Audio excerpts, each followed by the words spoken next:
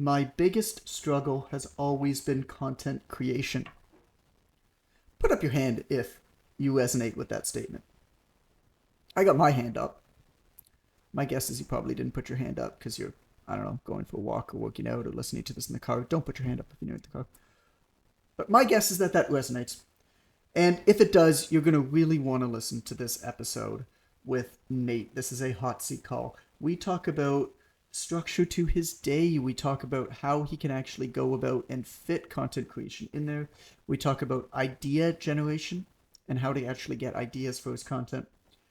This is one that is one of those absurdly useful episodes to listen to. It's quick. It's a hot seat. Hope that you enjoy it. Have a listen. At the end, I'm going to be back with another episode to recommend that is a deep, deep dive into content and how to think about content. So be sure to listen to that at the end. Nate, you're up. All Let's right. hear it. Who are you? Yeah, right. That's a philosophical question. That's a deep I know, question. right? We can get pretty deep. I work with athletic parents to lose weight, maximize performance. Honestly, that's loosely like athletic parents and working professionals. Like my clients are a combination of like, parents, but also just, people who don't have kids working in athletics. But kind of some of these last guys, I started my career. I got a degree in exercise physiology. My dad was an athletics coach. So I just grew up in athletics. And after college, I worked in the strength and conditioning field for a little bit. I moved from the Northeast to California, and in that move, that kind of shifted from a blend of like strength and conditioning and general fitness, and just between the two, I Right. kind of learned that I like working with a combination. I worked with a lot of youth athletes, and that's kind of where the athletic parents came into play, because I realized like working with them, I also trained their parents, and they kind of became some of my favorite clients. Okay. So, yeah, that's where I'm at right now. I did OTA level 1 back in 2021, I think. Okay. And I started OTM at the June cohort. So Cool. getting towards the end of the 12 weeks here. All right. So what do you want to talk about? Honestly, I don't know, because I was kind of spur of the moment. So I just figured like, why not? Let's jump Let's do into it. it. So Uh, talk to me. Here's how I always like to start these then. Uh, what's a perfect day look like for you? um, Getting my own workout in and obviously taking care of myself. I start most of my days off going on like a 3 mile walk with my dog, and then I go into work. What time's the walk at? Usually 6:30 to 7:30. Okay. Really nice. I can walk up like on a hill that looks over the ocean, so it's really rapid to start the day. But generally speaking, like then it goes into work. Depending on the day, I'm still working in person with some clients. So it's like I'm having a tough time giving up like the brick and mortar aspect, because I really do still love the in-person aspect of training. But I've also like over the course of this program and OTA level 1, like seen like the benefits obviously of online Right. training and how much it can ease up on your life. So finding a balance with that.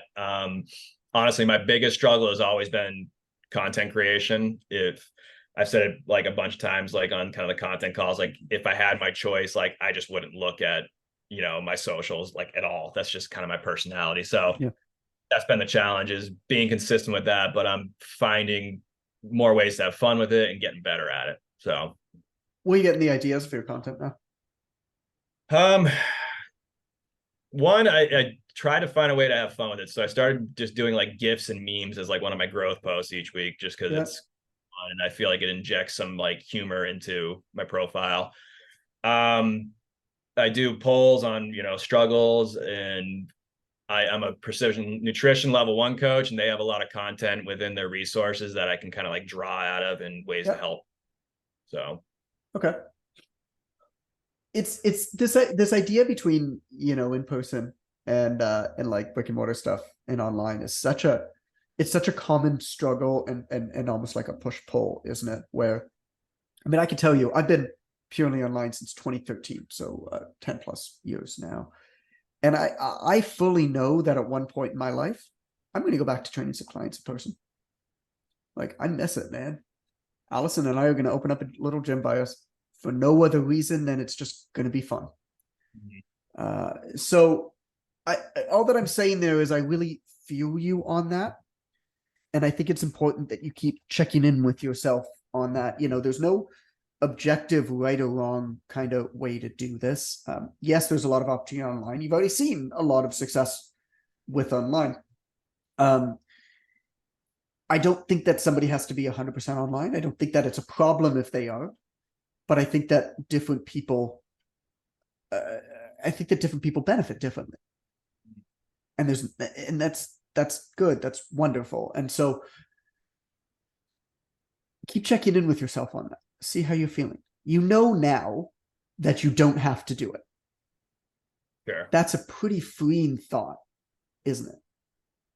Yeah, it is. And then I think there's that when you first start getting into that, there's that weird, I don't know, feeling of like you're not working in person as much. So my personality used to just be like work, work, work. And then so it's uneasing at first, but then also at the same time freeing, if that makes any sense.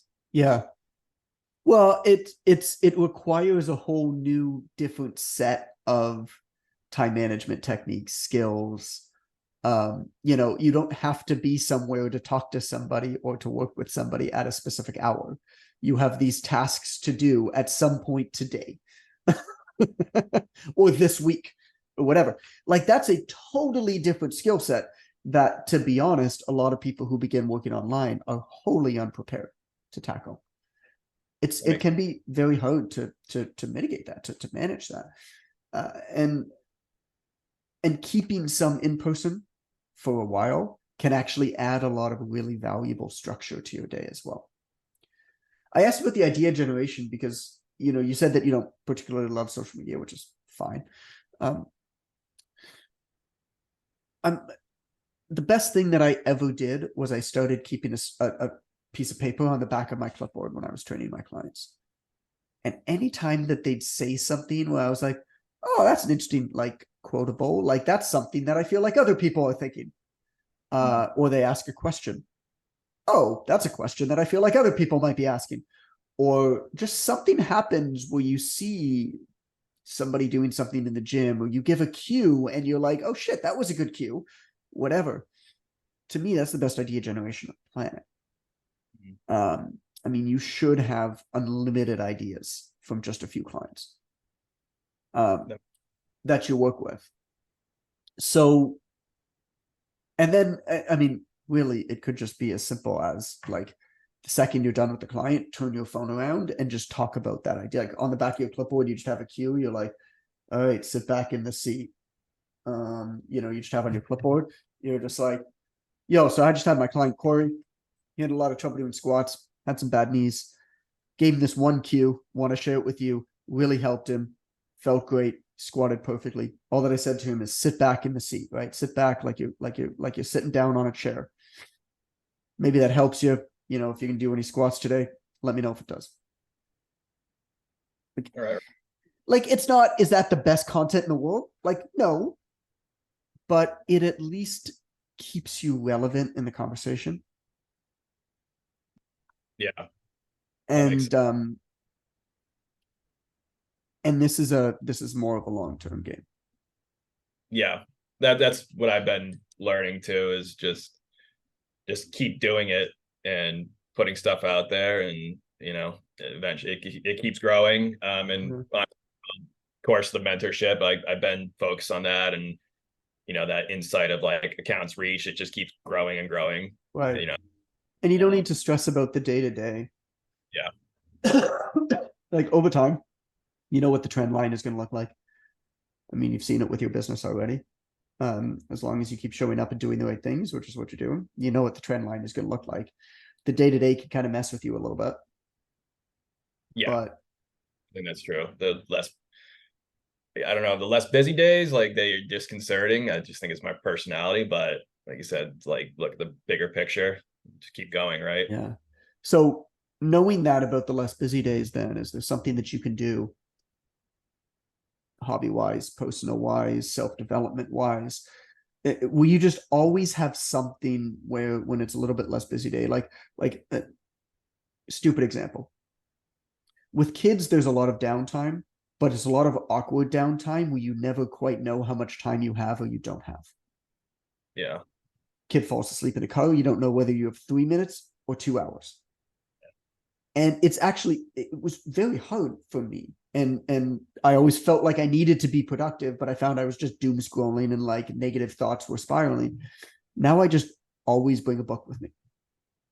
Just always, no matter where I go, no matter how busy it is where I'm going, I just always have a book. Yeah, in that regard, big reader myself. So something like that where you just always have it like almost within arm's reach to be able to just stop from getting into that cycle.